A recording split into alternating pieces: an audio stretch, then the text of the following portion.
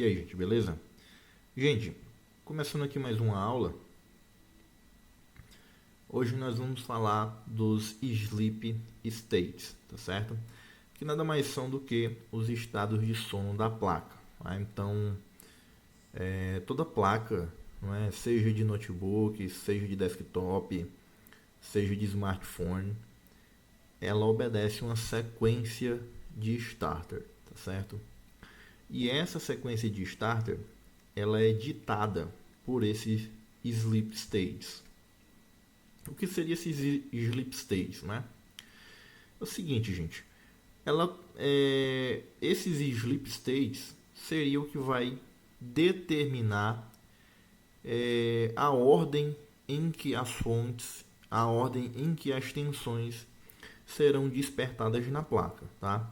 Então, quando a gente tem uma placa que está em standby, ela se encontra em um estado até o momento em que a gente vai lá, pressiona o botão de power e dá início à sequência de starter da placa. A partir daí, ponte sul, juntamente com o Super I/O, BIOS e processador, irão despertar essa placa seguindo essa sequência, tá? E os estados, né, de sleep que a placa tem e que a gente tem que memorizar isso, a gente tem que dominar isso para a gente compreender de um modo geral como uma placa funciona. O primeiro seria o S5, que normalmente seria o estado de standby, né, quando a placa ela está em standby. O que é standby, né, gente? Standby é quando você tem qualquer equipamento eletroeletrônico em que ele se encontra energizado, mas você ainda não o startou. Né? Então, por exemplo, uma TV em standby, a TV ela tem aquele um LED vermelho, né? Ela está conectada na rede elétrica, mas ela não está exibindo imagem. Então ela está em standby. Você vai lá com o controle remoto ou o botão físico da TV, pressiona, né, um desses dois, você dá um comando de power on e a TV ela vai ligar, não é? Vai passar a exibir imagem, tá certo? Então, TV, som, todos esses equipamentos eletroeletrônicos, eles têm esse modo standby, né? Que seria um modo de baixo consumo de energia, onde ele está consumindo uma pequena parcela de energia apenas para manter a sua placa alimentada e manter alguns dispositivos da placa no modo software start, onde eles estão alimentados, mas sem desempenhar o seu papel. Né? Vamos dizer assim, não é que não esteja desempenhando o papel, é que eles não estão em pleno funcionamento. Tá? Vamos colocar dessa forma. E o primeiro estado aí da placa seria o S5. Esse S seria de state, né? State 5, estado 5. Logo em seguida a gente vai ter o S4, o S3, S1 e S0. Né? S0 é o último estado em que a placa vai ser despertada. Tá? E por que a gente precisa compreender esses estados? Né? A primeira coisa que eu tenho que deixar bem claro para vocês é que todas as placas elas trabalham com essa sequência. Tá?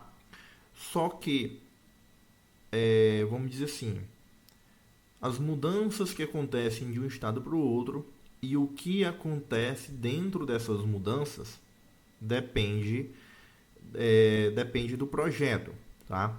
Então a gente vai pegar aqui um projeto genérico, tá certo? Nessa apresentação aqui a gente está vendo um projeto genérico para a gente dominar, não é, de uma forma ampla, mas já sabendo que a gente vai encontrar variações, tá certo? Nós teremos aí algumas variações. E para isso a gente tem sempre que estar trabalhando com o datasheet e o esquema elétrico do aparelho. Né? Assim a gente vai estar sempre por dentro de todas as modificações que foram feitas em determinado projeto. Certo? Então aqui no S5, se eu estiver no estado S5 com o carregador conectado, normalmente eu terei aí as tensões de standby, né? Que seria a tensão de 19 volts, 5 volts, 3,3 volts. Tem outras tensões, mas eu coloquei as mais básicas, tá certo? Para a gente não complicar. Saí do estado S5, passei para o estado S4. Então aí eu terei a tensão de alimentação das memórias, né? Que seria a tensão aí de 1.8 volts, 1.5 volts, 1.2 volts ou 2.5 volts. Vai depender da memória, se é DDR1, DDR2, DDR3 ou DDR4, não é? No caso, essa tensão de 1.8 é a tensão de alimentação das memórias DDR2, tá? Logo em seguida, estado S3. Aqui nós teremos uma grande parcela de tensões sendo despertadas na placa, tá certo? Eu coloquei somente algumas e mais uma vez, né, eu quero frisar que a gente vai ter algumas divergências, tá certo? Nós teremos algumas alterações dependendo do projeto. Então aqui a gente tem as fontes que a gente chama de fontes secundárias, né? Na verdade seriam fontes S3, mas para a gente, assim, a título de memorização, de fixação, a gente tem um costume de atribuir, não é, alguns nomes, alguns adjetivos a determinados sinais, determinados pulsos, a determinadas tensões na placa para a gente memorizar, tá? E o que eu costumo dizer sempre é o seguinte: não importa o nome que eu dê, o que importa é que eu realmente compreenda o que está acontecendo, tá certo? Então aqui no estado S3 nós teremos aí mais algumas tensões sendo despertadas, né? 1.5 VS, 1.05 VS, 5 VS, 3,3 VS. Para os que já compreendem bem essa sequência, a gente está vendo que 5 VS e 3,3 VS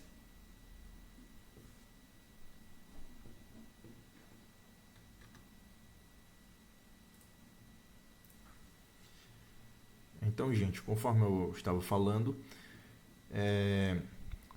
para quem já conhece essa sequência aqui, com certeza já deve ter percebido que 5 VS e 3,3 VS são tensões, né, que foram originadas de 5V e 3,3V, tá? Mas não vamos entrar nesse mérito agora, vamos deixar isso aí para abordar mais à frente. Então, depois que a gente sair do estado S3, o próximo estado será o S1. Tá? E aqui no S1, a gente vai ter mais tensões, tá, gente? Eu coloquei o V-Core, tá certo? Mas a gente tem outras tensões e, como eu já falei, existem variações e a gente vai abordar isso ao longo das aulas, tá certo? E por último temos o estado S0, tá? Aqui a placa ela já fez todas as conexões, todos os testes, todas as aferições. A BIOS já fez a sequência de post juntamente com o processador. Nós já temos as linhas de clock, as memórias já estarão sendo alimentadas. Ponte Norte, Ponte Sul, eu já tenho todos esses circuitos aí trabalhando, tá certo? E aqui a gente vai ter as tensões restantes, tá? Que é uma grande parcela de tensões, sinais de clock, e que eu não coloquei aqui só para a gente ter, né, uma noção, tá? Então sempre que a gente analisar uma placa daqui para frente, a gente vai levar esses estados aqui em consideração, tá certo? E para que a placa apresente o correto funcionamento, ela tem que passar de um estado para o outro, e toda vez que isso acontece, algo tem que mudar nessa placa, tá certo? Então a gente tendo essa visão aqui como um geral, né, como um todo, a gente vai conseguir fazer uma correta análise do esquema elétrico, né? Lembrando mais uma vez que a gente vai encontrar variações, tá certo? E que isso aqui, gente, não é verdade absoluta, né? Eu coloquei essas tensões aqui a título de informação, mas a gente vai encontrar variações, tá? A gente vai encontrar sim variações, e isso a gente vai descobrir, não é? Na análise do dia a dia, não é? Na nossa bancada aí do dia a dia, fazendo as nossas análises, tá certo?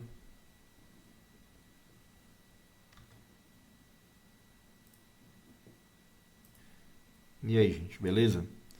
Bem, gente, agora a gente vai falar de sinais lógicos, tá certo?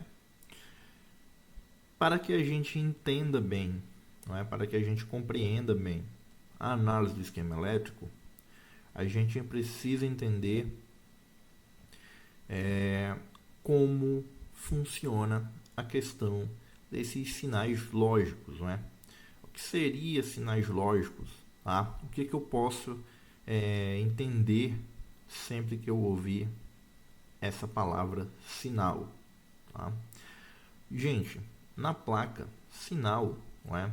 Sempre que a gente falar em sinal, a gente está se referindo de uma forma direta a uma tensão, né? A uma linha de comunicação, a uma linha de alimentação, e nessa linha nós iremos encontrar níveis lógicos altos e níveis lógicos baixos, tá certo? Aqui, representando sinais lógicos, eu coloquei as tensões de 19 volts, 3,3, 5 volts, 0 volts e esse CLK vem de clock, tá certo? Então nós temos aí as tensões, algumas tensões que a gente vai encontrar na placa, tá? Temos também sinais de clock que também iremos encontrar na placa, tá bom? E uma coisa que a gente tem que compreender é que sempre que falamos de sinais lógicos, nós teremos duas derivações, tá certo? Nós teremos aqui os sinais de nível lógico alto, tá? Que é representado pela letra H de Height e equivale a 1, não é? A placa-mãe de um computador, a placa-mãe de um notebook, ela trabalha com sinais analógicos e sinais digitais, né? Esses sinais analógicos seriam essas tensões que a gente está vendo aqui: 19 volts, 3,3, 5 volts, 1.5, 0,75, tá? Essas tensões eu usei para exemplificar que aqui nós temos uma linha, né, uma malha com tensões positivas, tá certo? O que representa nível lógico alto, né? Então, sempre que eu medir uma linha positiva, né, uma malha positiva, e eu encontrar uma tensão, eu posso dizer que aquela malha ela tem nível lógico alto. Eu encontrei nível lógico alto, eu encontrei, né, uma tensão presente. Não importa o valor dessa tensão. Se eu tenho 1 volt, eu tenho nível lógico alto. Se eu tenho 0,75, eu tenho nível lógico alto. É claro que existem outras coisas que devem ser levadas em consideração. Isso aí mediante análise do esquema elétrico, tá? Por exemplo, na linha de 19 volts. Se eu medir a linha de 19 volts e eu encontrar 0,75 volts, essa linha ela se encontra, não é, nível lógico alto. Eu encontrei uma tensão. No entanto, a tensão que eu encontrei não é a tensão esperada, não é? De 19 volts eu caí até 0,75, então tem alguma coisa errada aí, tá? Mas ainda assim eu permaneço, né, com essa linha ativa, tendo nível lógico alto, tá certo? E o que seria esse 1, não é? Como essas tensões elas são a gente está falando que elas são os sinais analógicos, tá? A gente precisa encontrar uma forma de, por exemplo, informar para alguns circuitos da placa que eu tenho essas tensões presentes, tá certo? Esses circuitos, por sua vez, né, vamos citar aqui o Super I/O, internamente ele vai se encarregar de pegar essa informação. Por exemplo, o Super I/O trabalha com 3,3 volts, tá?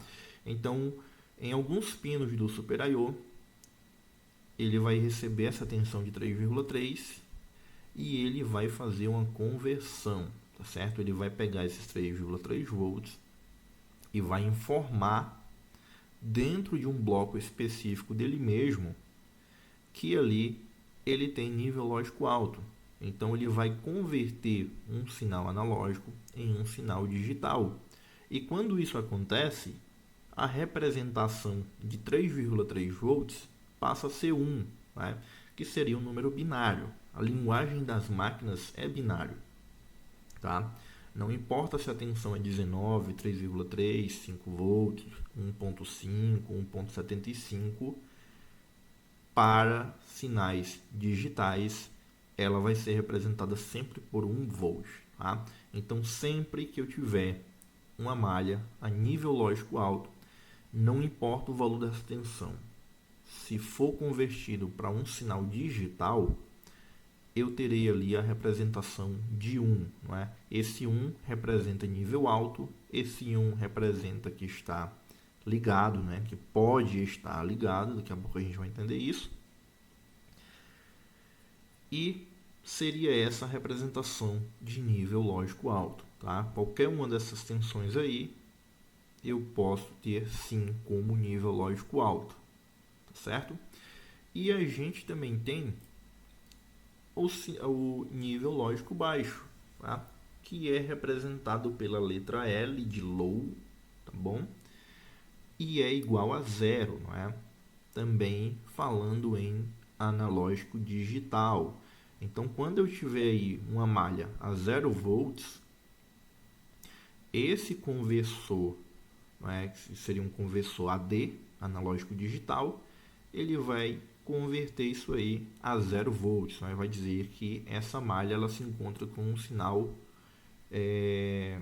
de nível lógico baixo, tá certo? E a representação vai ser 0. Observem que esse L igual a 0 é diferente de 0 volts, tá certo? Esse 0 representa um nível lógico, tá bom? Enquanto o 0 volts está representando uma tensão, tá? Mas a conversão sempre vai ser essa aí, né? Tenho tensão presente, nível lógico alto, representado por 1. Não tenho a tensão presente, né? Então, eu terei 0 volts e será representado pela letra 0, né? Pelo o número 0, perdão. Tá bom? E temos ainda, gente, né? Falamos de níveis, tá certo? Agora a gente vai falar de sinais, tá certo? Quando a gente fala de sinais, né? Quando a gente quer definir um sinal, seria aí uma manifestação, né? De uma tensão, de uma linha de comunicação, alguma coisa vai acontecer e vai sinalizar, vai avisar algum circuito, algum controlador, tá? Que alguma coisa deve ser feita, tá certo? Colocando numa linguagem bem simples, né? Para todo mundo entender. Quando a gente fala desses sinais, a gente tem aí duas possibilidades. Nós temos os sinais que são active high e temos os sinais que são active low, né? Ou seja, nós temos aqui os sinais active high. Esses sinais active high são os sinais que são ativos a nível lógico alto. Então, se eu tenho nível alto, quer dizer que aquele sinal que eu preciso está presente. Como exemplo, nós temos o ACIN, temos o VIN e temos o B+, tá? Esses aí são sinais que são ativos a nível lógico alto, né? Então, eles, para estarem presentes na placa, eu preciso medir essa malha e eu preciso encontrar aí uma tensão, tá certo? Então, ACIN, VIN e B+, são sinais, né, que eu vou medir e eu tenho que encontrar uma tensão presente, tá certo? Na malha onde eles estão dimensionados, tá? Como exemplo, por exemplo, aqui, né? Ficou legal essa como exemplo, por exemplo, né? Nós temos aqui a representação do esquema elétrico, temos aqui o conector PJPDC1, tá? Onde eu tenho aqui um sinal chamado de ADAPIN e logo em seguida tenho um chamado de VIN, tá certo?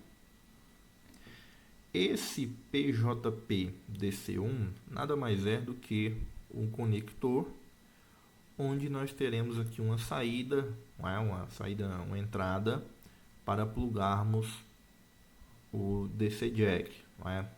Algumas placas que vêm com esse conector e vem com um rabicho, e lá na ponta do rabicho a gente vai ter o DC Jack ali para a gente plugar a fonte do notebook, tá certo? Então plugamos ela aqui, e nos pinos 3 e 4 nós teremos aqui nível lógico alto, ou seja, nós iremos medir aqui, iremos fazer uma aferição, tá? E o pino 3 e o pino 4 nós iremos encontrar a tensão do carregador, tá bom? Então aqui é um sinal active low, não é? Por que ele é active low? Porque se eu medir, não é, o pino 3 e o pino 4 e eu encontrar 0 volts, essa placa não vai funcionar. Por que ela não vai funcionar? Porque a tensão de 19 volts é a tensão principal para que essa placa funcione. É a partir da tensão de 19 volts que todas as outras tensões serão originadas, não é? Então essa tensão de 19 volts aqui, ela vai dar origem a todas as outras tensões. Ela vai ser distribuída na placa, vai alimentar diversos circuitos, vai alimentar os reguladores, e esses reguladores irão se encarregar de reduzir essa tensão, né? Vão rebaixar essa tensão e gerar novas tensões, 5 volts, 3,3, 1.5, 1.05, 0.75, tá certo? Diversas tensões. Então, para que este sinal aqui, né, para que esse aqui, ó, esse camarada aqui, eu só posso dizer que ele está presente na placa se eu medir aqui de um lado da PL1 ou nos pinos 3 e 4 do conector e eu encontrar 19 volts. Tá? Então, ele aqui é um active high, tá certo? Ele só está ativo quando eu tenho nível alto, tá bom? Aí essa tensão, né? Ela passa pela PL1, vem aqui, ó, e recebe um novo nome, né, que seria o VIN de Voltage Input, tá certo? E aqui esse VIN é os mesmos 19 volts, tá? Só fez passar aqui por essa bobina aqui, né? Então eu tenho aqui 4 capacitores em uma bobina, eu tenho aqui um filtro passa baixa, tá certo? Para deixar passar somente baixas frequências aqui, né? E as altas frequências aqui, alguns ruídos que possam vir lá do carregador, né? Serão desviados ao terra graças aos capacitores, tá bom? Em outro momento a gente aborda isso aí, tá certo? Aqui a gente está abordando somente a questão dos sinais. Então, para que eu encontre o VIN na placa, eu tenho que medir e encontrar 19 volts, tá? Por quê? Porque o VIN ele também é um active high, né?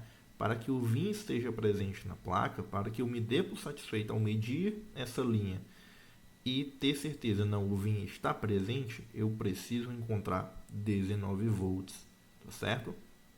Então isso aqui seria aqui os sinais active high, tá certo, gente? Mais uma representação, imaginem aqui a tela de um osciloscópio, não é? E eu tenho aqui, se esse sinal é active high e eu medir e eu encontrar nível baixo, quer dizer que ele está inativo e a representação em binário seria 0. Tá? Então, se eu tenho ali um CI que está fazendo o monitoramento dessa tensão do VIN e ele está recebendo essa indicação de 0, ele vai, né, vai determinar que ali essa linha está morta, né, está desativada, e se ele precisava fazer alguma habilitação em função do VIN, essa habilitação vai se encontrar suspensa, tá certo, gente? Então, se eu tenho um sinal que ele é active high, se eu encontrar ele a 0 volts, né, esse sinal está inativo, tá certo? Aí a gente fez lá um reparo, não é? Fez alguma coisa e o sinal subiu a nível lógico alto, tá? Aqui agora vamos dizer que eu tenho 19 volts, então eu tenho nível alto, este sinal se encontra ativo e a representação em binário é 1, Né? Esse 1 quer dizer que está ligado, está funcionando, está habilitado, tá certo? Seria essa a interpretação que a gente tem que ter de um sinal Active Hide, tá? E a gente também chama esse Active Hide de sinal não invertido, tá bom? E temos também, gente, aqui, né, os sinais Active Low. O sinal ele é Active Low quando ele é ativo em nível baixo, tá certo? A gente viu lá nos Active Hide o ACIN, só que esse ACIN aqui, embora, digamos assim, a função dele na placa seja a mesma, aqui ele vai se comportar de forma diferente. Por quê? Sempre, tá? Isso aqui é regra. Podem pegar a cadernetinha e anotar. Sempre que um sinal ele vier aqui, ó, terminado em hashtag, ele vier sublinhado na parte de baixo ou na parte de cima, ou terminado com uma bolinha, tá? Sempre que vocês encontrar um sinal assim, este sinal ele é Active Low, ou seja, para que ele desempenhe o papel que ele tem no circuito, ele precisa estar a 0 volts, tá certo? Ele só vai representar alguma coisa para a placa se ele estiver a 0 volts, tá? Então a gente tem aqui também a representação, né? Como exemplo, eu tenho aqui um CI que faz o controle de thermal sensor, tá? E esse CI ele tem aqui o pino 4, não é? O pino 1 é o VDD, por onde ele recebe a tensão de alimentação aqui de 3,3 volts, tá certo? Ele tem aqui os pinos de data e tem aqui o pino 7 e o 8, que seria o data, e o clock, por onde ele vai fazer aí troca de informações com algum dispositivo. Pode ser o Super I/O, pode ser o próprio processador, para que ele fique monitorando a temperatura, tá certo? E observem aqui o pino 4, onde eu tenho aqui uma sigla chamada de term e ela está sublinhada, né? Isso aqui quer dizer o quê? Eu tenho aqui a tensão de mais 3,3 volts, tá? Essa tensão de 3,3 volts aqui está passando pelo R344, é um resistor de 4.5K. Esse resistor aqui é o que a gente chama de resistor de pull-up, tá certo? Ele está aqui para manter essa linha a nível lógico alto. Como assim? Eu tenho uma tensão de 3,3, passa pelo resistor e chega aqui no pino 4. Se o U12 ele receber uma informação de que a temperatura aqui que ele está monitorando, ela atingiu aí um nível muito alto e essa temperatura ela é definida como uma temperatura nociva para a placa, não é? O que vai acontecer? Imediatamente o pino 4 aqui ele vai ser aterrado internamente, ele vai a nível baixo, fazendo com que a tensão de 3,3 que está chegando no pino 4 vá a 0 volts. Quando isso acontecer, o term estará ativo e ele vai emitir um alerta aqui por meio do pino 6, né, que é o chamado de PM term, tá certo? Então, observem como funciona. Ele se mantém, se a placa tiver tudo ok, se tiver uma temperatura legal, o pino 4 ele tem 3,3 volts e o term aqui ele está desativado. Por quê? Porque ele é um active low. Para que ele seja ativado, ele precisa ser 0 volts. No entanto, eu tenho aqui, por meio do R344, a tensão de 3,3 volts chegando até ele, tá? Quando acontecer alguma coisa na placa e essa temperatura ela se elevar muito, internamente o CI ele vai pegar esse pino 4 aqui e vai jogar ele direto no terra, tá? Então eu terei 0 volts no pino 4 e o term estará ativo, né? Ele recebeu aí uma informação de que ele precisa emitir um sinal para quem está monitorando a temperatura da placa. Então, normalmente isso aqui vai para o Super I/O, tá? O Super I/O pode ir lá para o VRM, tá certo? Isso depende muito do projeto da placa, tá? O que a gente precisa entender, por enquanto, é isso aqui. É que ele tinha 3,3 volts e estava desativado. Por quê? Porque ele é um Active Low. Então, ele precisa de 0 volts para estar ativo, tá certo? Da mesma forma aqui, gente, aqui do lado, a gente tem dois sinais, não é? Na verdade, seriam 4. Temos 2 e mais 2 derivações dos mesmos sinais. Então, nós temos aqui o SysOn e temos o SUSP, tá? Esse SUSP aqui, quando a placa está em standby, ele vem lá do Super I/O, tá bom? Quando a placa está em standby, esse SUSP aqui é 0 volts. E essa é exatamente a função dele, SUSP de suspende. Então ele está aí para suspender alguma coisa, tá certo? Por quê? Ele está chegando aqui no gate do Q13. Q13 é um MOSFET de canal duplo.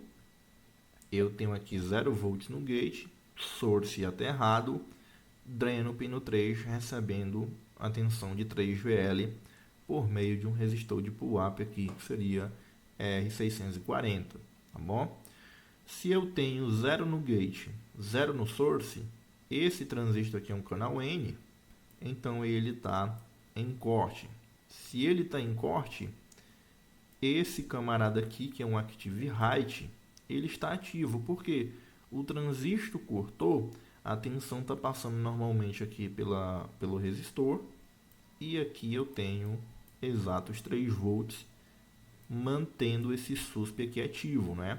Esse aqui, ó, ele é um Active Height e esse aqui é um Active Low, tá certo? Para vocês entenderem como é simples, né? E como é bastante interessante a gente entender a lógica de funcionamento da placa, tá? Se a gente olhar assim de primeira mão, parece ser algo difícil de entender, mas não é. É algo até bastante simples. Então, o Super I/O se encarrega de manter esse SUSP aqui ativo, ele é 0 volts, não é? É um Active Low. Por sua vez, ele chega aqui no gate, o transistor se mantém cortado e eu tenho o SUSP aqui ativo, porque ele é um Active High, então eu tenho 3 volts aqui. Lá na página 40 ele está chegando para suspender alguma fonte, né? Alguma coisa ele está suspendendo lá. Do mesmo jeito é o SysOn, gente. SysOn vem de Sister On, né? Então ligar o sistema, ativar o sistema, habilitar o sistema, tá certo? Esse camarada aqui já é diferente, ele é um Active High. Quando a placa está em standby, se vocês medirem aqui, vocês vão encontrar 0 volts. Ele é Active High, 0 volts, então está o que? Está desligado. Então aqui o Q13A também vai estar em corte. E esse camaradinho aqui, o SysOn Active Low, ele não vai existir. Por quê?